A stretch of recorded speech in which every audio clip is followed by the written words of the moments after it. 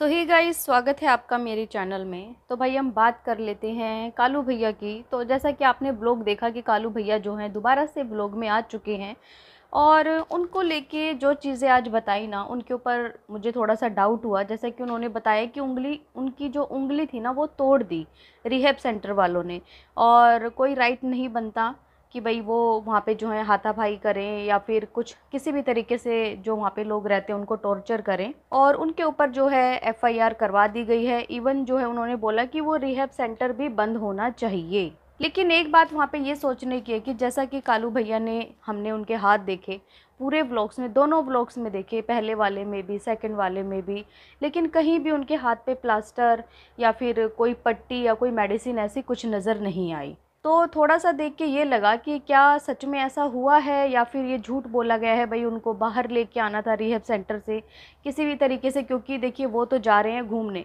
अपनी पहली बीवी को लेके जो है दुबई जा रहे हैं घूमने।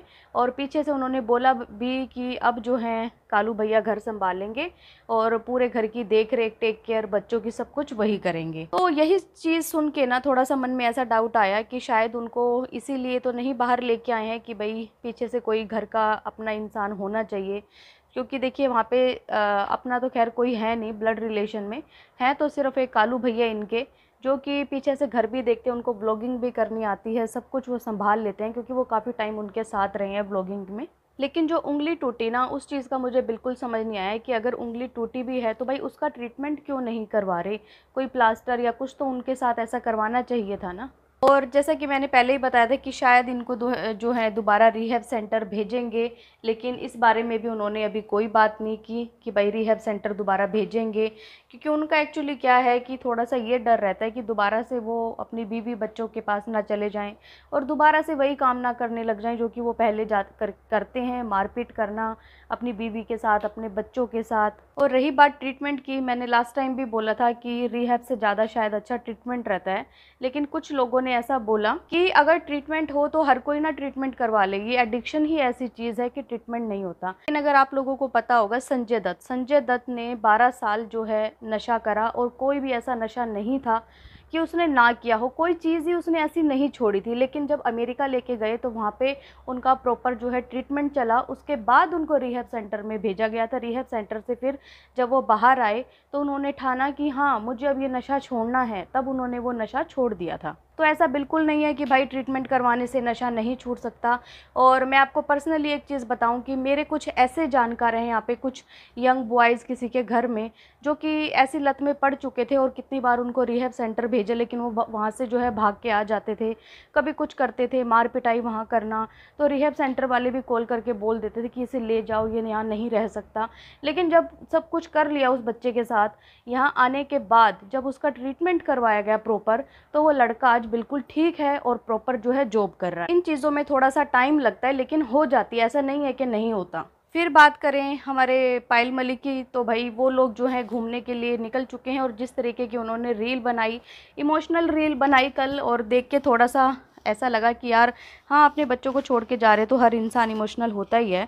लेकिन वहाँ पे कृतिका थी तो उसको भी थोड़ा सा अच्छा, और लेकिन अगर मैं कमेंट सेक्शन की बात करूँ तो वहाँ पे लोग जो है लड़ रहे हैं। और लड़ाई किस लिए हो रही है कि देखिए जब पायल जाती है ना, तो जो कृतिका वाले फैंस हैं वो पायल वाले फैंस को उल्टा सीधा बोलते हैं कि हमेशा ये जाती है क्योंकि फ़र्स्ट वाइफ तो यही है ना। हालांकि वो फर्स्ट नहीं है, सबको पता है, लेकिन फिर भी काफ़ी लोग यही लिखते हैं कि हाँ भाई फरमान तो उसी से ही ज़्यादा प्यार करता है ना, छोटी से क्यों करेगा, वो तो एज ए कंटेंट है, वो तो सिर्फ बच्चे संभालने के लिए इसने रख लिया है।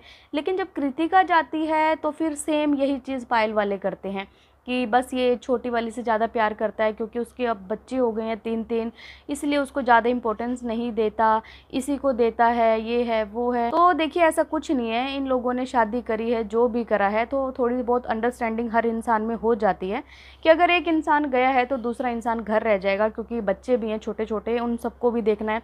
अब नैनियों के भरोसे तो बच्चे छोड़ के इतने दिन के लिए कोई नहीं जा सकता। और एक कमेंट पे मुझे ना बहुत ज़्यादा हंसी आई, कमेंट नहीं, वो एक्चुअली एक पायल का सीन था, किसी और का व्लॉग था, वो इनके यहाँ आए हुए थे, तो उन्होंने बोला कि भाई आपका एक ही बच्चा है, कम से कम 2 बच्चे होने चाहिए, हम 2 हमारे 2। तो उन्होंने कहा आपके तो खैर ऑलरेडी हो ही चुके हैं 3 बच्चे, आप 4 बच्चे आपके होल्ड हो चुके हैं। तो उन्होंने कहा कि 4 क्या, अभी मैं दुबई जा रही हूँ तो 5-6 भी हो सकते हैं, मतलब अभी भी वो सोच रही हैं शायद और बच्चे हो जाएँ हमारे। अरे सरोज भाभी की तो देखो, जब से कालू भैया बाहर आए ना रिहैब सेंटर से, उसके बाद से जो सरोज भाभी है उनका तो व्लॉग ही आना बंद हो गया है। पता नहीं भाई ऐसा क्या हुआ क्या नहीं हुआ है, 2 दिन से उनका व्लॉग ही नहीं आ रहा है।